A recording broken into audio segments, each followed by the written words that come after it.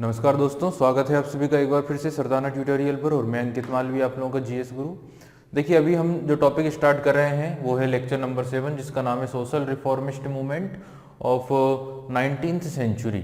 19वीं शताब्दी में भारत के समाज में जो भी सुधारवादी आंदोलन हुए हैं, जो भी सुधार करने वाले जो सोशल रिफॉर्मर्स हुए हैं, उनके बारे में हम डिस्कस करेंगे। क्योंकि अगर हम देखें, लास्ट जो टॉपिक हमने डिस्कस किया था लेक्चर 6, जिसमें हमने डिस्कस किया था ब्रिटिश पीरियड के समय ब्रिटिशर्स ने इंडिया में कौन सी सांस्कृतिक और सामाजिक नीति को अपनाया, साथ ही उस समय की जो प्रशासनिक व्यवस्था थी, यानी ब्रिटिशर्स ने किस तरह से प्रशासन किया, या उनके जो प्रशासन की विशेषताएं थी इंडिया में, ठीक है ना। इंडिया में उनके एडमिनिस्ट्रेशन की जो प्रॉपर्टीज थी, उनके बारे में हमने डिस्कस किया। जैसे कि कितना करप्शन था उस समय पर, उन्होंने एजुकेशन के लिए क्या किया, उन्होंने भारत के समाज में व्याप्त बुराइयों को समाप्त करने के लिए क्या किया, ठीक है ना। तो उस पर्टिकुलर टॉपिक में हमने उन मुद्दों के ऊपर डिस्कस किया था।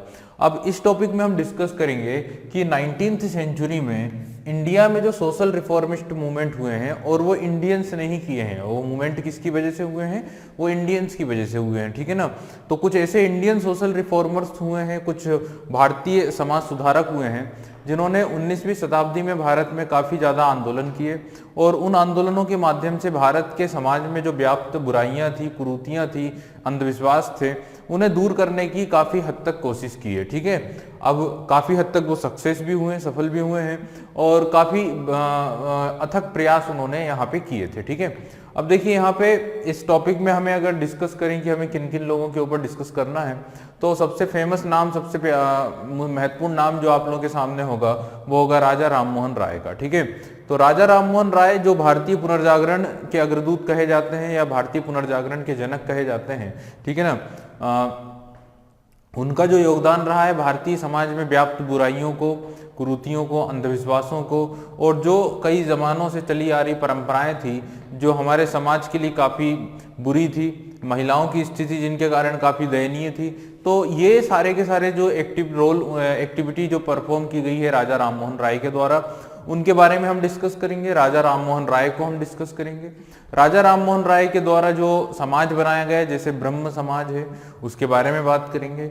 इसके अलावा देवेंद्र नाथ टैगोर की अगर बात की जाए, तो देवेंद्र नाथ टैगोर के ऊपर डिस्कशन किया जाएगा। केशव चंद्र सेन के ऊपर डिस्कशन करेंगे। ब्रह्म समाज, आदि ब्रह्म समाज, ठीक है ना, आत्मीय सभा, ये सारी जो एक्टिविटी रही है इन रिफॉर्मर्स के द्वारा, हम उनके ऊपर डिस्कस करेंगे, ठीक है। ये जितने भी नाम मैंने लोगों के बताए हैं, जैसे राजा राममोहन राय हो गए हैं, या देवेंद्र नाथ टैगोर हो गए, या केशव चंद्र सेन हो गए हैं, ये सब बंगाल से बिलोंग करने वाले सोशल रिफॉर्मर्स थे, बंगाल के रिफॉर्मिस्ट थे, ठीक है। इसके अलावा अगर हम बात करें, तो जैसे प्रार्थना समाज की स्थापना की गई थी, प्रार्थना समाज के बारे में डिस्कस करेंगे। इसके अलावा अलीगढ़ मुस्लिम मूवमेंट हुआ था, अलीगढ़ मुस्लिम आंदोलन हुआ था, उस पर्टिकुलर मूवमेंट के बारे में डिस्कस करेंगे, जिसके जरिए मुस्लिम रिलीजन में व्याप्त या मुस्लिम समाज में व्याप्त बुराइयों को दूर करने की कोशिश की गई थी, ठीक है ना। तो ये जो हमारा टॉपिक रहेगा, इसमें हम भारत के समाज में व्याप्त बुराइयों के बारे में डिस्कशन करेंगे, ठीक है ना।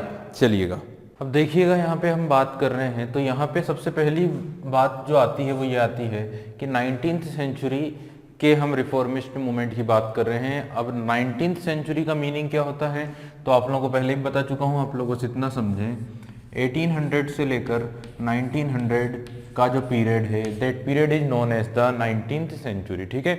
तो 19वीं शताब्दी का मतलब है 1800 से लेकर 1900 तक का जो समय है वो। देखिए, इस समय की बात की जाए तो इस समय की इंडिया के लोगों के, इंडिया के समाज की क्या विशेषता थी, इंडिया की सोसाइटी की क्या विशेषता थी, लोगों के मन में क्या चल रहा था, लोगों के मन में क्या, लोगों के अंदर किस फीलिंग्स का डेवलपमेंट हो रहा था, किन आइडियोलॉजी का डेवलपमेंट हो रहा था, किन विचारधाराओं का विकास हो रहा था, इस समय पर अगर बात की जाए। देखिए, आप लोगों को पता है ब्रिटिशर्स आ चुके हैं, उनका रूल इस समय एकदम चरम पर है।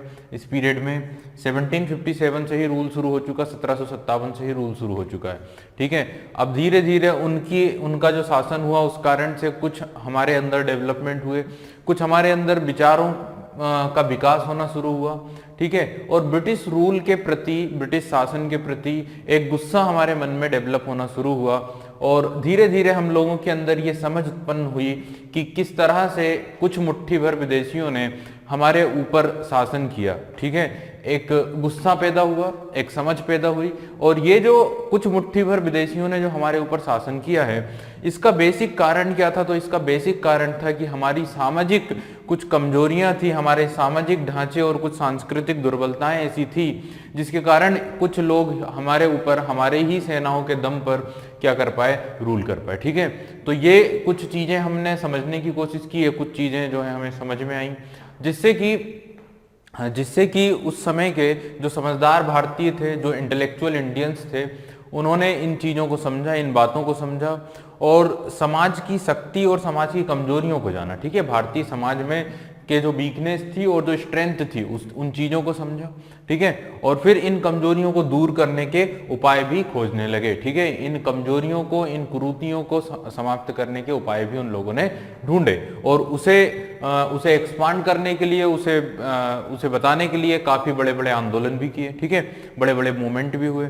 तो अगर हम 19वीं सेंचुरी की बात करें, 19वीं शताब्दी की बात करें, तो भारत की जो विशेषता थी वो क्या थी? वो थी बौद्धिक और सांस्कृतिक उथल पुथल इस समय हमारे समाज में चल रही थी, ठीक है ना। बौद्धिक और सामाजिक बौद्धिक और सांस्कृतिक उथल पुथल इस समय पर हमारे समाज में चल रही थी और इसी कारण से ये सारे मूवमेंट हुए हैं, ये सारे आंदोलन हुए हैं। अब सबसे पहले अगर बात की जाए कि इन मूवमेंट्स के पीछे बेसिक कारण क्या थे, समझे, क्या फैक्टर्स रहे हैं जिसके कारण ये मूवमेंट्स हुए, ये आंदोलन हुए, ठीक है। तो factors that gave birth to social reforms movement, ठीक है। Factors that gave birth to social reforms movement, तो ऐसे फैक्टर्स जिनके कारण ये सामाजिक या सुधार आंदोलन हुए थे इंडिया में, इनकी अगर बात की जाए तो सबसे पहला कारण ये था कि रिलीजियस एंड सोशल इल, क्या है? रिलीजियस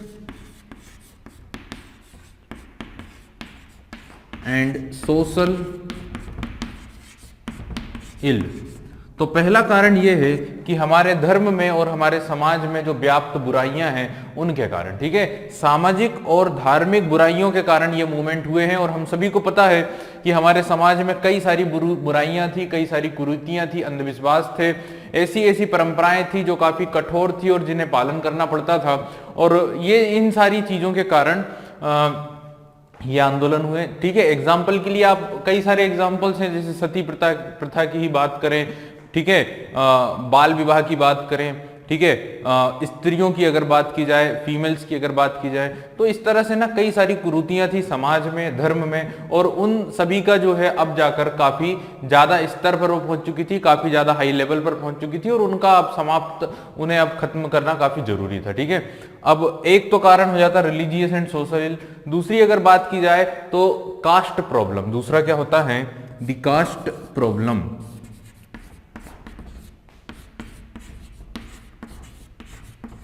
इट मीन्स जातियों की समस्याएं या जातिगत समस्याएं, ठीक है। जाति व्यवस्था हमारे देश में थी और एक जाति और दूसरी जाति में अंतर किया जाता था, उनमें भेद किया जाता था, डिस्क्रिमिनेशन किया जाता था।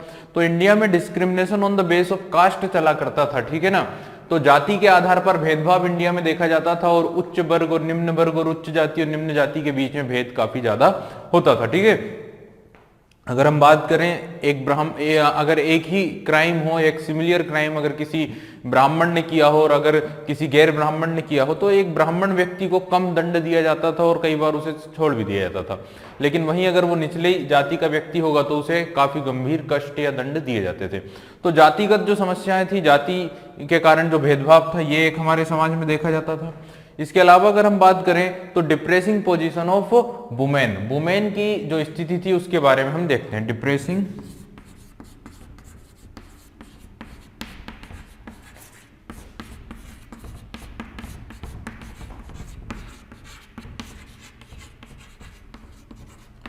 पोजीशन ऑफ वुमेन यानी महिलाओं की दयनीय स्थिति।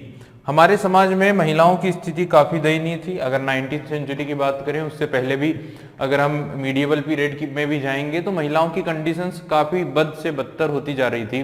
यदि किसी महिला का जन्म होता है, किसी स्त्री का जन्म होता है, तो कई बार तो कई समाज में कई सारे ऐसे समाज थे, जैसे हम बात करें तो क्षत्रिय समाजों में स्त्रियों को जन्म के समय मार दिया जाता था, और कई ऐसे समाज थे या कई ऐसी स्थितियां थी कि स्त्रियों को की हत्या कर दी जाती थी जन्म से ही, ठीक है। इसके अलावा जब हम बात करते हैं तो सती प्रथा जैसी गंभीर समस्या हमारे समाज में थी। इसके अलावा यदि विधवा है तो विधवा पुनर्विवाह नहीं किया जा सकता था। तो महिलाओं का जीवन काफी कष्टकर था, काफी ज्यादा दुख में बीतता था, ठीक है। तो डिप्रेसिंग पोजीशन ऑफ वुमेन, और अब जाकर महिलाओं के उत्थान के लिए भी बात की जाने लगी थी, महिलाओं के डेवलपमेंट के लिए और राइट्स या अधिकारों के लिए भी यहाँ पर बात की गई, आंदोलन किए गए और उन्हें भी राइट्स दिए गए, ठीक है। तो यहाँ पे देखिए आज के समय महिलाओं को इतने राइट्स जो हम देख रहे हैं, इतने अधिकार जो हम देख रहे हैं, उसका कारण ये था कि एक समय ऐसा भी था जब महिलाओं के ऊपर काफी अत्याचार थे और उनकी दशा काफी खराब थी, ठीक है। लेकिन आज के समय हमने महिलाओं को काफी राइट्स दे दी हैं, लेकिन आज भी अगर देखा जाए तो महिलाओं के ऊपर आज भी कई ऐसे इलाके हैं, कई ऐसे क्षेत्र हैं इंडिया में जहां उनके ऊपर अत्याचार होते हैं, ठीक है। लेकिन आज के समय राइट्स भी हैं, अधिकार भी हैं, यदि महिलाएं शिक्षित हैं। ऑब्वियसली आज हम शिक्षा का अधिकार भी दे रहे हैं, ठीक है। उस समय पर महिलाओं को शिक्षा के राइट्स भी नहीं थे। तो इस तरह से ना महिलाओं की स्थिति काफी दयनीय थी, काफी बुरी थी, ठीक है। अब हम यहाँ पे अगला पॉइंट जो देख रहे हैं वो ये है कि अपोजिशन ऑफ वेस्टर्न कल्चर। धीरे धीरे जब ब्रिटिशर्स आए हैं तो ब्रिटिशर्स के कारण जो वेस्टर्न कल्चर है, जो पश्चिमी सभ्यता है, उसका भी यहाँ पे क्या हो रहा है, डेवलपमेंट होने लगा था, और उसका विरोध करना भी, उसे समाप्त करना भी जरूरी था। तो यहाँ पे अपोजिशन ऑफ वेस्टर्न कल्चर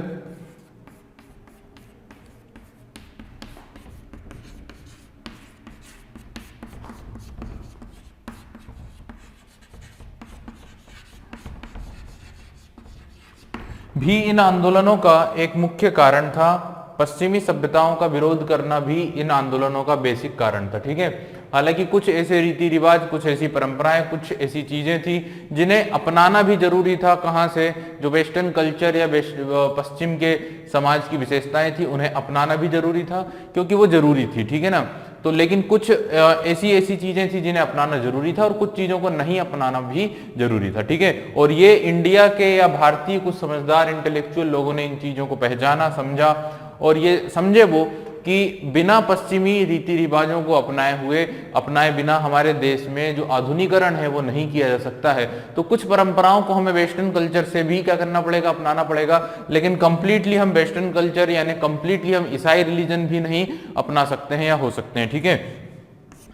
इसके अलावा अगर देखा जाए तो new awareness among enlightened Indians, तो जो जैसा कि मैंने बोला कि जो इंटेलेक्चुअल्स इंडियंस थे, जो विद्वान भारतीय थे, जो समझदार भारतीय थे, उनके अंदर जो अवेयरनेस आई थी, उनके अंदर जो जागरूकता आई थी, ठीक है ना। और जब उनके अंदर जागरूकता आ गई, जब उनके अंदर अवेयरनेस आ गई, तब उन्होंने ये मूवमेंट करना शुरू कर दिया, ठीक है। तो एक चीज जो आप लोगों को समझ में आई वो ये है कि what was the factors behind this reformist movement. तो आप लोग फैक्टर्स देख रहे हैं। सबसे पहला है रिलीजियस एंड सोशल इल, यानी कि सामाजिक और धार्मिक बुराइयां जो हमारे समाज में व्याप्त थी। द कास्ट प्रॉब्लम्स, यानी कि समाज में जो भेदभाव होते हैं, जातिगत जो भेदभाव देखे जाते हैं, जो काफी चरम स्तर पर थे इंडिया में। Depression of women, depressing position of women, यानी महिलाओं की दयनीय स्थिति। और हम सभी को पता है कि इंडिया के समाज में महिलाओं की स्थिति, कितनी दयनीय स्थिति में महिलाओं का जीवन उस समय पर चला करता था, ठीक है। अपोजिशन ऑफ वेस्टर्न कल्चर, तो पश्चिमी सभ्यता को विरोध करना, उसका अपोजिशन करना भी इन आंदोलनों का बेसिक कारण था या टारगेट था। और new awareness among enlightened Indians, और जो इंटेलेक्चुअल या विद्वान भारतीय थे उनके अंदर एक अवेयरनेस आई थी, उनके अंदर एक जागरूकता आई थी। और इसी जागरूकता के कारण उन्होंने भारत में जो सुधारवादी आंदोलन थे, जो रिफॉर्मिस्ट मूवमेंट थे, उन्हें क्या किया था, ऑर्गेनाइज किया था या उन्हें स्टार्ट किया था, कराया था, ठीक है। चलिए अब इनमें सबसे पहला नाम जो आता है, जैसे कि बता चुका हूं आप लोगों को कि इस टॉपिक में हमें किन किन मुद्दों के ऊपर डिस्कस करना है। तो पहले ही मैं बोल चुका हूं कि राजा राम मोहन राय सबसे पहले व्यक्ति होंगे, सबसे फर्स्ट पर्सन होंगे जिन्होंने इंडिया के पुनर्जागरण के लिए, या हम खास तौर से हम बात करें ना, वो बंगाल के थे, तो उन्हें बंगाल के पुनर्जागरण का अग्रदूत भी कहा जाता है, ठीक है। तो सबसे पहले अगर किसी व्यक्ति ने भारत के समाज में व्याप्त बुराइयों को दूर करने का अगर प्रयास किया है तो नाम जो होगा वो होगा राजा राम मोहन राय। और ये जो चीजें उन्होंने शुरुआत की है वो कहां से की है, वो की है बंगाल से, ठीक है। तो सबसे पहले हम डिस्कस करेंगे राजा राम मोहन राय के बारे में, उनके जीवन में उन्होंने जो स्ट्रगल किया, ठीक है ना, जो संघर्ष किया और किस तरह उन्होंने हिंदू धर्म में व्याप्त बुराइयों को, समाज में व्याप्त कुरीतियों को दूर करने की कोशिश की। और इन उनके द्वारा जो शुरू किया गया है ब्रह्म समाज, जिसको पहले ब्रह्म सभा हुआ करता था, 1828 में स्टेब्लिश किया गया था। तो ब्रह्म सभा ब्रह्म समाज, उसके बारे में डिस्कस करेंगे। उनके जीवन के अंदर जो उनके जीवन में जो चीजें हुई हैं उनके बारे में डिस्कस करेंगे। उन्होंने किस तरह महिलाओं के उत्थान के लिए काम किया है और जो डेवलपमेंट समाज के लिए जरूरी थे, जो उन सब पर यहाँ पे विचार विमर्श किया जाएगा। इसके अलावा हम यहाँ पे देवेंद्र नाथ टैगोर, केशव चंद्र सेन, आत्मी सभा, ब्रह्म समाज, आदि ब्रह्म समाज और साधारण ब्रह्म समाज, इन सभी मुद्दों पर डिस्कस करेंगे। बट सबसे पहला और सबसे फर्स्ट टॉपिक ही आपका जो होगा और सबसे इंपॉर्टेंट टॉपिक ही जो आप लोगों का होगा वो होगा राजा राम मोहन राय। ठीक है, तो स्टार्ट करते हैं इस टॉपिक को, राजा राम मोहन राय।